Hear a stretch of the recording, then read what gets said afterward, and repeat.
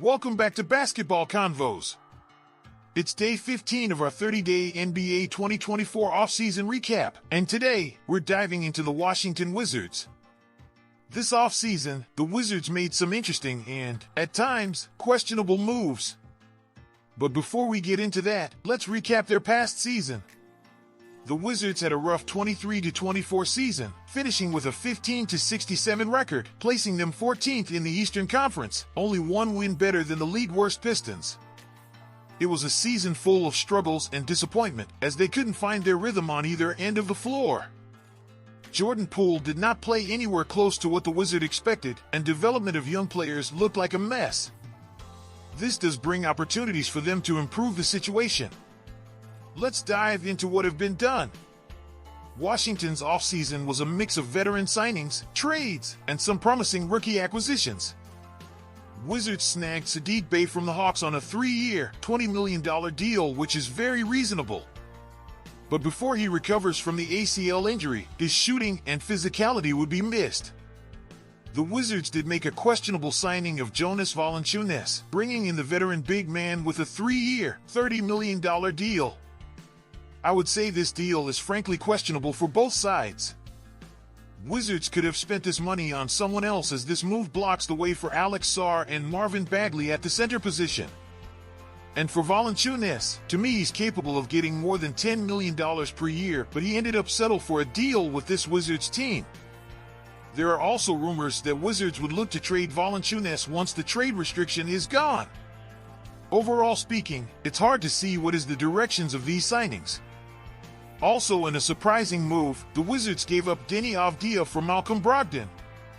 Avdija played exceptionally well when given chance last season and proved he's a versatile wing with a lot to offer. Instead, the Wizards brought in another veteran whose health has been a concern throughout his career. Yet another questionable moves.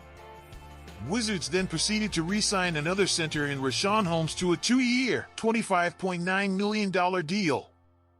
It would be hard to decide who's going to get playing time at the center spot. Anthony Gill also re-upped for 2 years at $4.8 million, which gives the Wizards another insurance at the frontcourt. The Wizards drafted Sarr with the second overall pick, who originally thought to be a first pick. He is yet another center that brings length and defense to the team. He did struggle a bit offensively during Summer League, but it would safe to believe he could eventually adapt to NBA speed. Alongside him, Wizards selected Carrington with the 14th pick, a scoring guard with lots of upside offensively. Kyshawn was later drafted at 24th, who I doubt would see significant minutes this year. The Wizards would regret giving up Deni Avdija to Portland, a move that puzzled many fans considering the return was less than expected. Tyus signed with the Phoenix Suns, leaving the team without a true point guard. The team also parted ways with Jules, Eugene Omoruyi, and Landry Shamet. All I would say is this offseason looks like a mess for the Wizards. Looking ahead to the upcoming season, the Wizards' depth chart is shaping up to be quite different. The projected starting lineup features Jordan Poole at point guard, Bilal Coulibaly at shooting guard, Kispert at small forward, Kuzma at power forward, and Jonas Valanciunas anchoring the center position.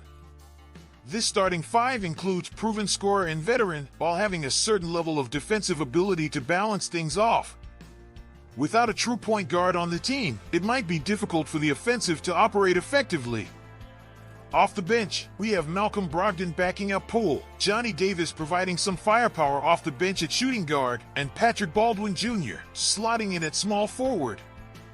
Sarr will get his minutes at power forward or center, bringing athleticism and versatility, while Marvin Bagley III and Richaun Holmes will rotate mostly at the center spot.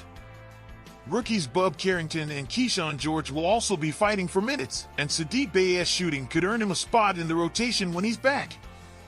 And it would be tough to predict who's within the rotation given the disorganized roster they have. As we head into the 24-25 season, there are a few key storylines to watch. First, the Wizards have made some questionable decisions by signing veterans who might take minutes away from their young core. This could hinder the development of players like Sarr, Carrington, and George, who need playing time to grow. Will the Wizards just later trade the veterans mid-season when they can be shipped?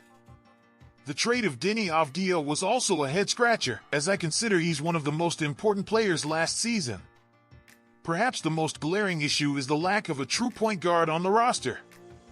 Jordan Poole is a dynamic scorer but not a traditional playmaker, and Malcolm Brogdon, while experienced, was not always a pass-first guard and may not be the long-term solution.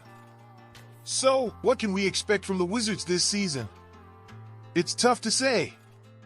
I see them winning around 20 games considering the veterans could occasionally heat up and firing from all cylinder. But they do lack a clear direction which would lead themselves in the lottery once again. And that's a wrap on day 15 of our NBA 2024 offseason recap series here on Basketball Convos. Make sure to like, subscribe, and hit the notification bell so you don't miss the rest of our 30-day series.